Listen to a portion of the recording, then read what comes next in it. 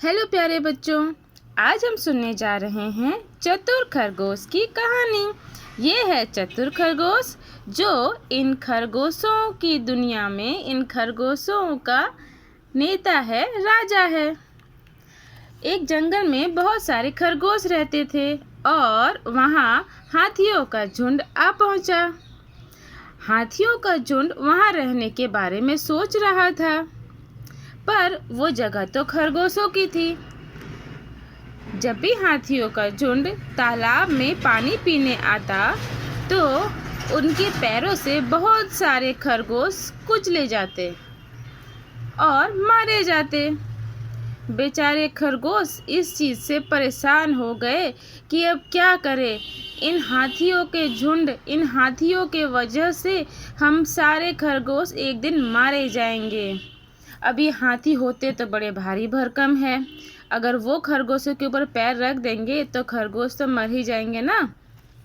फिर सारे खरगोशों ने मिलकर अपने खरगोश राजा के पास जाकर अपनी बात कही कि हमें ज़रूर कुछ करना तो पड़ेगा, या तो हम खुद ही ये जंगल छोड़ दें और या तो फिर एक बार हाथियों के राजा से बात करके देखें।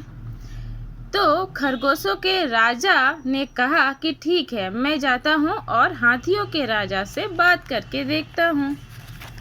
हाथियों के राजा से जब खरगोश बात करने पहुँचा तो खरगोश ने कहा, ए हाथियों के राजा, चंद्रमा ने मुझे आपके पास भेजा है। ये देखो, ये है चंदा मामा। उसने भेजा है मुझे आपके पास कि मैं आपको ये बताऊं कि आपने चंदा मामा को बहुत परेशान किया है, नाराज़ किया है, क्योंकि आप जब हमारे इस तालाब में पानी पीने आते हैं तो आपके पैरों से बहुत सारे खरगोश कुचल कर मर जाते हैं। इसीलिए चंदा मामा आपसे बड़े नाराज हैं। मून आपसे बहुत नाराज है। तो हाथियों के राजा ने कहा कि बात तो सही है भाई, मुझे तो लगता है कि तुम सच कहते हो। सच में चंदा मामा मुझसे नाराज होंगे। तो हाथियों के राजा ने खरगोश के राजा से पूछा कि तो फिर मैं क्या करूं, तुम ही बताओ। तो खरगोश ने कहा कि ठीक है, आप मेरे साथ चले, मैं आपको चंदा मामा से मिलवाता हूँ, आप उनसे माफ़ी मांग लेना। तो हाथी ने कहा ठीक है, और फिर खरगोश लेकर आया चंदा मामा के पास। कहाँ लेकर आया? तालाब में। रात में जब चंदा मामा निकलते हैं आसमान में तो तालाब में या नदी में पानी पर उनकी परछाई दिखती है, और खरगोश ने हाथियों को वहीं चंदा मामा के दर्शन करा दिए।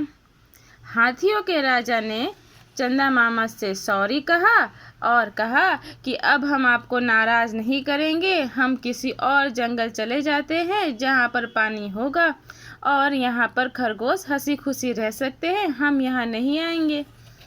इसके बाद खरगोशों को तो मज़ा ही आ गया। सारे खरगोश बड़े खुश हो गए और खुशियाँ मनाने लगे। तो देखा बच्चों, इस कहानी से हमें ये सीख मिलती है कि नेता सदा बुद्धिमान होना चाहिए। अगर हमारा नेता, हमारा ग्रुप लीडर, हमारा राजा अगर होशियार होगा, बुद्धिमान होगा, तो वह नई नई तरकीबें निकाल कर अपनी जनता की, अपनी प्रजा की, अपने ग्रुप की रक्षा ज़रूर करेगा।